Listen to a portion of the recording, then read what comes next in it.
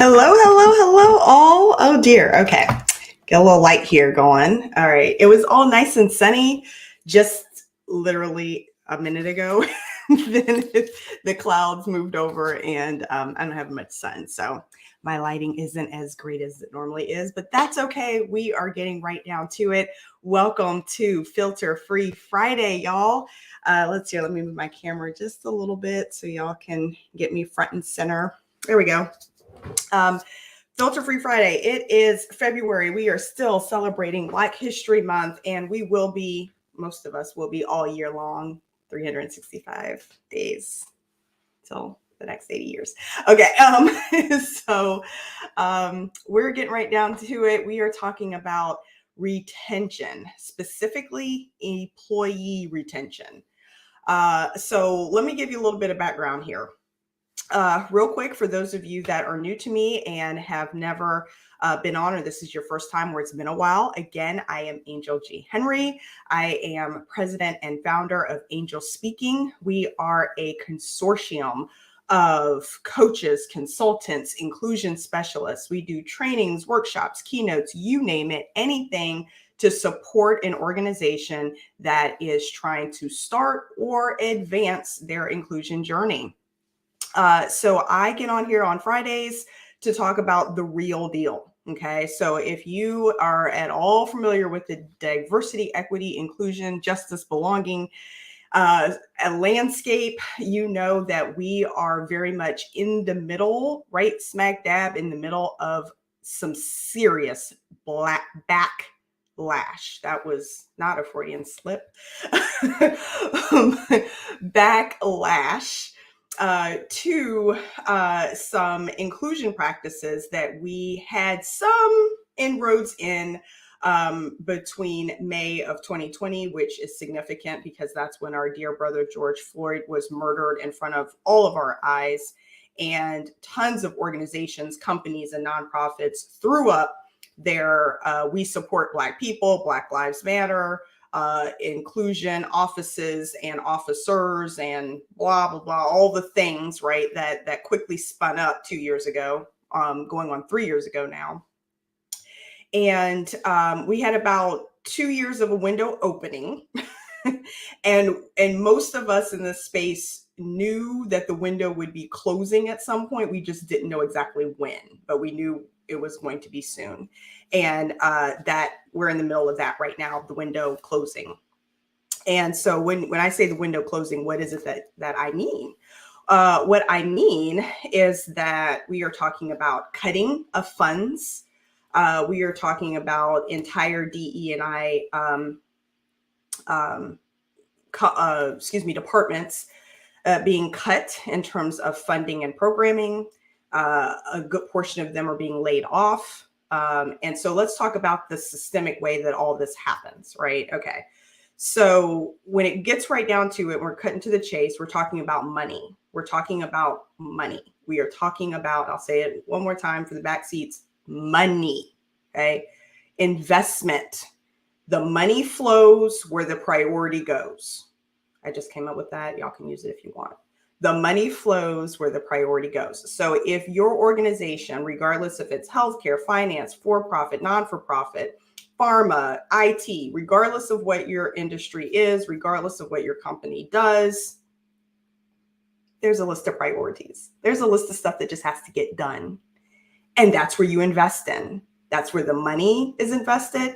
That's where the people are invested, high caliber people, your time, your attention. That's where it goes to priority work, okay? If training, if onboarding, if coming up with inclusive programming for all of your people, if all of that gets on to be what we call the back burner, then you're not going to get funding. It's not a priority, so you're not going to get funding, and you're not going to get the people, and you're not going to get the attention, right? You're going to be scraping by. Okay, so how does this all fit into the landscape? Well, companies that were new to this whole inclusive space or had been traditionally non-inclusive, downright toxic environments we're starting to wake up and say, oh my goodness, we got some changes to make. Well, they're just on the cusp of those changes. They're just starting. I mean, the organization has been around for, let's say, 5+ years. Well, that's 5 years of a culture being built, and it's going to take twice as long to make those changes, or to course correct, or to do something different. Bottom line, just to do something different. You got to think of all the policies, all the procedures, the mindset of the people that are in leadership. You're asking to change that. It's not going to happen overnight. So they're just on the cusp of starting that work, and then wham, right? Fear hits, recession, purse strings start tightening up. People start really bringing out the red pen and looking at what initiatives that we have, who do we have, who have we onboarded, who are in what positions, and where do we start to trim and thin and cut and go lean. Those that are in support organizations like IT, like HR, like training and development, like DE&I, are typically the first to get looked at and scrutinized, okay? Because they are not what we call cost centers. They are expense centers. Cost centers are centers where you're bringing in capital, you're creating a product, and therefore you're bringing in money, you're bringing in revenue to the organization. Those we want to invest in. Those are the priority. Those are the ones that we want to keep or grow. Anything else that's supportive of that, those are the areas that we're going to thin out. Okay, so that's just from a logic perspective, how it goes with most companies and corporations and for-profit. And guess what? The same rules still apply for non-for-profit too. Okay, so if you're all about fundraising, you're going to focus on your biggest donors. You're going to focus on those big companies or folks that have the fat pockets, that have been with you for years, that are continuing to give to you. You're going to cater to their needs versus, oh, we're trying to diversify our population. We're trying to diversify our donor bank. These are new folks. Maybe they've given once or twice. We can't really rely on them. So let's go ahead and cater to those folks that have been with us for quite some time that we know are going to give to our organization. Same rules apply, same thought process applies. Okay. All right. Now that we have that established, you're like, okay, Angel, get to the retention part. What's the one thing? What's the one thing companies need to do to retain their people? Before we get there, okay, now that I've set the landscape, I want to talk about where we're at, the reality of where we're at. And I'm going to put in the link this article. It just came out yesterday. It's by USA Times, and the title of the article is "How Diverse is Corporate America? There are more Black leaders, but white men still run it." That's the title from USA Today. Thank you, USA Today. Can't make it up. All right, we live, eat, and breathe and sleep this all day long. So let's be clear about what happened in the last 2 years. When I say the window open to bring in what we call associate level diverse people. So think brown, Black, women, people who are at the associate level, right? They may have some industry experience. They may have some a bachelor's or an associate. Maybe we even completely remove that barrier, and we're not requiring them to have a formal degree from a higher institution. But they've come in at a certain level into the organization, and it was typically the lower level. Rarely, you will be hard pressed to find organizations that brought in droves. And when I say droves, I mean, when I say droves, I'm talking like 10, 15, 20. All right, I'm being real conservative here, people. 10, 15, 20 executives, those that are on the board of directors, those that are in the C-suite. Okay, so think CTO, CIO, CFO, CEO, blah, blah, blah, right? All those that have the power, the authority, and the accountability to make systemic changes at the organization from top to bottom. Those organizations did not bring in droves of underrepresented populations. They brought in hand here or there, right, into top key positions. You can usually count on one hand, maybe two if it's a really big global organization, but usually it was one hand. And they were proud, right? Absolutely proud to bring in that 1, 2, 3, or 4 folks, okay? But that's not enough. It's not enough. Definitely not enough. And again, it just happened over the last 2 years. So let the person get a chance to get in and get their bearings and understand the lay of the land before they start making change, right? So really, when you think about this, we're really only a good year, maybe year and a half in. Okay. And now we're all of a sudden pulling back. All right. So there's that. So those of us that are female and from an underrepresented ethnic or racial or cultural population, we're looking, we're seeing, right? Those that you brought us in droves at the associate, mid-manager, manager, maybe in director level. We're looking up, we're looking at the top, and we're not seeing too many folks that look like us. Okay. So let's cut the crap. And that one thing that you can do for employee retention, and it's free, it's not going to cost you anything, is honesty. Okay. But you're going to have to not only be honest with your employees, you're going to have to be honest with yourselves. And so I encourage you to start there, to take an honest, hard look at your current practices when it comes to recruitment, when it comes to promotion, when it comes to retention programs, when it comes to succession planning. I'm using all the terms that my DE and I and HR leaders know well. Okay. So when it comes to those processes, is it truly inclusive? When it comes to those that are making the decisions, that are in the decision-making seat, that are giving feedback to employees, that are creating development plans for employees about their possibility to move up into the organization or to move into a different department, are those people being inclusive? Are they giving timely, honest, appropriate, and specific and actionable feedback? Are they being transparent? Are your people being transparent with their teams and their team members? So we talk about honesty, a good hard look at yourself, and we talk about honesty, bringing that to your employees and being honest by saying, hey, look, we know we have a lot of work to do and we are slow at doing it.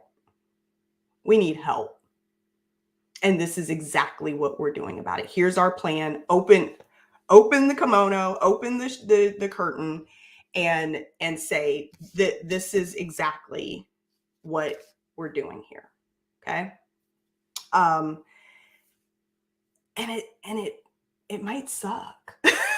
You're leaving yourself open to some serious feedback from the employees to say, that's not it. That's not good enough. That's not enough, right? We need to do more. And now you have a very open, transparent, bi-directional feedback between you and your employees about what we really can do, given the constraints of our costing, what we can invest in, all of that. You're just being transparent, right? We're not doing a whole dance routine and using big words and showing all the good stuff that we've done in the last 2 years in hopes that that's going to somehow make us feel better, give yourself a pat on the back. No, just be honest. We had a crap ton of work to do. We don't have the resources or the skills to do it. And with investment we can provide, or we have been providing for the last 2 years, has been reduced. Here's what we have to work with. Here's what we think we can get done. Let's have a discussion about it. Just be brutally honest. Okay. Also, too, you're going to have to train your managers, your directors, those that are in development positions of others. You're going to have to train them on how to be honest with their employees as well, right?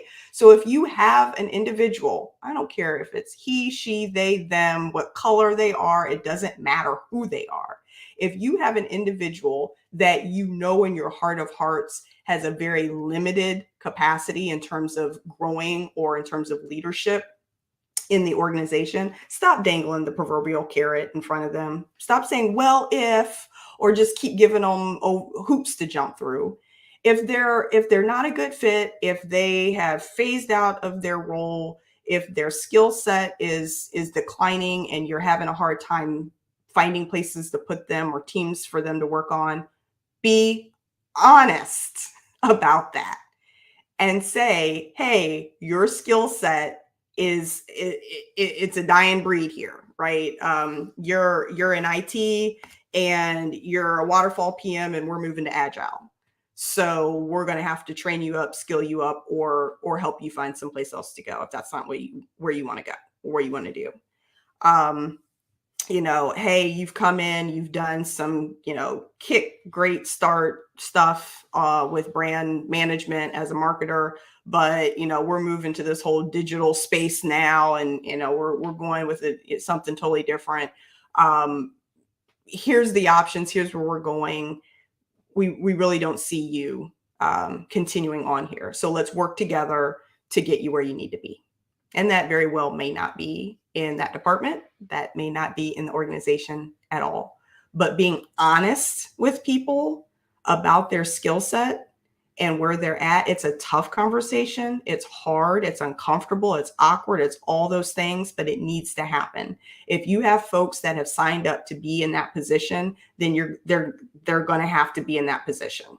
And just as phenomenal and great and feeling as it is to hire on somebody new and give them a kickstart to their career, or just how phenomenal it is to give somebody who's been busting their tail at the organization and giving them a bonus or a promotion, you're going to have to take the good with the bad. So you're going to have some hard, tough conversations. And from personal experience, those are not practiced, those are not taught, and they are certainly not inclusive. Okay. If an employee is not seen as what we call promotional material or a star player or, on the fast track or high potential, what we call high pose, any of those things or terms that you use, if they're not there, if they're not in that category, think long and hard about how you go about breaking that information to them and where you do see them at long term, if you do see them long term at all in the organization. Okay. So the name of the game is honesty.